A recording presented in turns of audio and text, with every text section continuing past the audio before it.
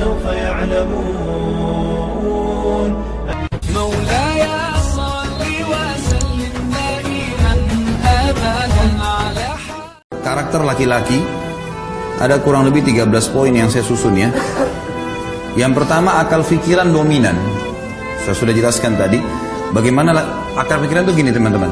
Masalah, solusi. Itu akal pikiran dominan. Kalau perasaan itu dipikirin dulu lama baru solusinya. Ya. Kalau laki-laki itu pecat ban mobilnya atau pecat ban motornya, yang kita pikirin mana tambal ban, solusinya langsung. Masalah, solusi. Kalau perempuan enggak, dia turun dulu. Kenapa ya? Kena apa ini? Baik. Yang kedua, yang harus dikenali, ini bagi akhwat harus mengenal. Laki-laki itu suka dihormati kepemimpinannya. Jadi memang ada fitrah itu. Jadi laki-laki itu teman-teman sekalian, maaf, jangan ada yang tersinggung ya. Kalau dia pendek, dia kecil, badannya tetap punya karakter laki-laki, kejantanan, ada pemimpinan.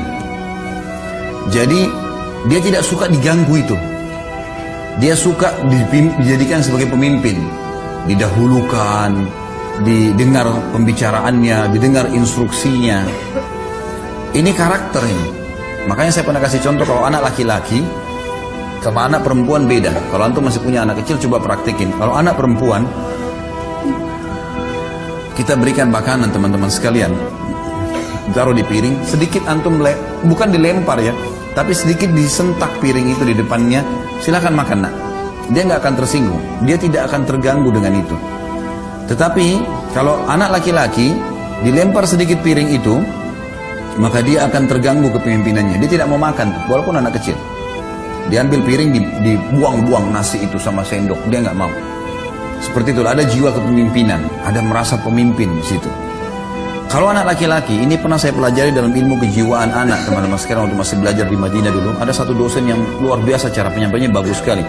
Beliau mengatakan anak laki-laki itu contohnya, di antara jiwa kepemimpinan, dia selalu contohi ayahnya. Jadi kalau antum punya anak laki-laki, pasti dia selalu perhatikan gerak-gerik ayahnya, apa saja. Cara pakai sendalnya, duduk di mana, gelas apa yang dia pakai. Nah biasanya kata dosen ini, dan saya pernah praktikin, memang betul itu terjadi ya. Jadi kalau ayahnya pergi, maka kalau ada adiknya, dia akan duduk di tempat ayahnya. Dia akan coba gunakan retorika bahasanya. Dia akan coba pakai gelasnya, gitu.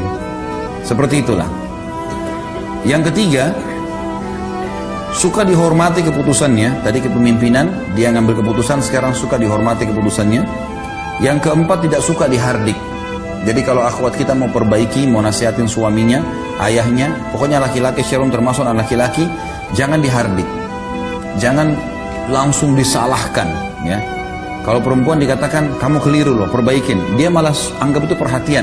Kalau laki-laki nggak bisa begitu. Kayaknya kamu salah nih, gini-gini. Udah, langsung berontak, ya. Maka tidak suka dihardik. Hardik itu berarti langsung menyalahkan, ya. Yang kelima, tidak suka digurui. Walaupun dia tidak tahu, dia tidak suka digurui. Maka biasanya retorika yang saya ajarkan kepada akhwat atau seorang istri, menghadapi suami, dia usahakan seperti orang yang bertanya, tapi sebenarnya sedang ingin memberikan nasihat kepada suaminya. Bagaimana ya, kalau ada orang seperti ini kasusnya, menurut kamu seperti apa? Padahal sebenarnya kita sedang menyinggung dia. Yang keenam, suka diterima kasih. Suka diterima kasih. Jadi laki-laki itu suka kalau dia ngasih sesuatu, terima kasih ya, gitu. Beda terima kasih dengan tadi perhatian ya. Kalau perempuan suka diperhatikan itu, biar antum tidak ucapin terima kasih, tapi kalau dilirik, dilihat, ada tanda-tanda perhatian sudah cukup. Kalau laki-laki enggak, si perempuan kalau mengatakan terima kasih, ya itu akan ada secara kejiwaan mendorong dia melakukan yang lebih baik. Yang ketujuh, suka melindungi. Jadi sifat laki-laki itu suka melindungi, perempuan suka dilindungi tadi. Jadi memang sudah karakter itu. Orang kalau menikah, maka dia suami, dia merasa dia melindungi istrinya, dia merasa dia bertanggung jawab kalau akan terjadi apa-apa, seperti itulah. Dan termasuk anak laki-laki juga, kalau sudah mulai dia agak besar, dia akan melindungi ibunya, dia akan melindungi yang lainnya. Dan memang subhanallah, pada laki-laki ada itu. Makanya penjahat itu, kalau ada seorang wanita lewat dan ada anak laki-laki di sebelahnya, walaupun anak itu masih kecil, itu sudah cukup membuat dia bimbang untuk melakukan perbuatan kriminalnya. Tapi kalau anak perempuan, itu dia masih berani, karena ada masalah itu. Kemudian yang kedelapan, suka untuk digoda, ya. Artinya di sini memang laki-laki tuh suka kalau penampilan istrinya dandan, apalah, yang segala macam bahasa yang bisa digunakan ya, dari penampilan pakaian yang seksi, yang wangi, dan itu memang dia suka. Makanya seorang suami dia butuh itu di rumah. Seorang istri harus melakukannya. Dan hadis-hadis tadi saya jelaskan, wanita di surga, wanita yang bisa memberikan bahwa syahwat suaminya, itu adalah hal yang fitrah gitu. Tentu ini ada banyak poin dalam poin ke-8. Setiap poin ini ada rinciannya ya, tapi saya cuma sebutkan garis besarnya. Kemudian yang ke-9, suka mencium bau yang wangi. Ini ada pada wanita tetapi tidak seperti laki-laki. Kalau laki-laki itu dekat dengan istrinya lalu dia cium bau wangi, itu luar biasa pengaruh pada kejiwaannya. Dia selalu ingin mendekat, dia selalu merasa nyaman gitu kan. Kalau istri, suaminya walaupun baunya tidak wangi, tapi karena dia baik ya, maaf ya saya belum mandi nih, enggak apa-apa kok, enggak saja. Tapi kalau antum pulang ke rumah dekat baunya enggak enak istrinya, sudah menghindar. Itu sudah fitrah. Perempuan juga suka yang wangi-wangi, bukan berarti antum jangan tidak pakai minyak wangi ya. Tapi yang dimaksud adalah perempuan biasanya dia masih tahan dengan itu. Bau ketiaknya suaminya, tapi dia masih bisa tahan. Nggak apa-apa, ini kan bau keringat suami saya, ini karena dia. Begitulah, terbawa perasaan dia. Tapi kalau laki-laki nggak bisa gitu.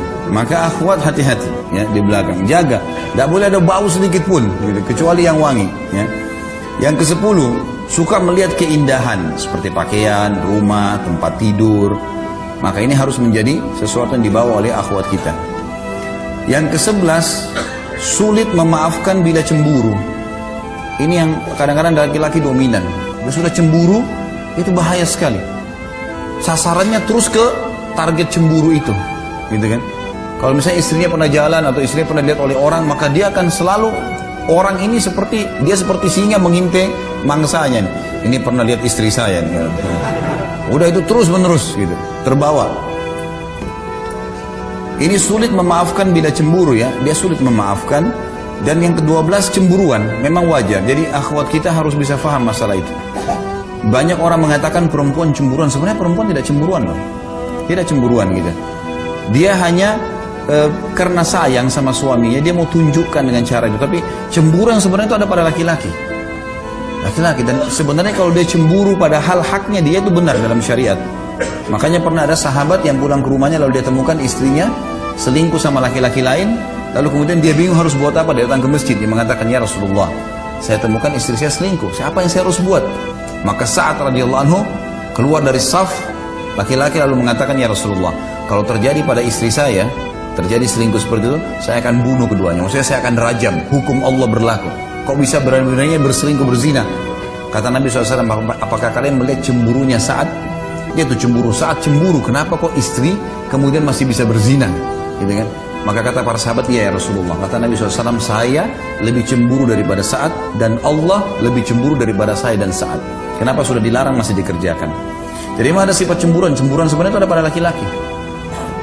Yang ke-13, mau didahulukan dalam segala hal. Ada bedanya sedikit dengan tadi. Kalau perempuan mau mendominasi ya, mendominasi dalam arti kata ini dia mau dia didahulukan, dia kalau mengambil sebuah keputusan, dia coba supaya hadir di situ, dia yang coba mengatur. Nah ini harus dikontrol. Tapi kalau laki-laki memang mau didahulukan dalam segala hal. Kalau kapan istri mengatakan ya sudah, ambil saya keputusan, saya tinggal ikut, maka itu jauh lebih kena dengan karakternya. Allahu a'lam. Jadi ini kurang lebih yang saya bisa susun teman-teman sekalian. Tentu masih ada bahasan berhubungan dengan masalah ini, tapi saya berikan garis besarnya saja.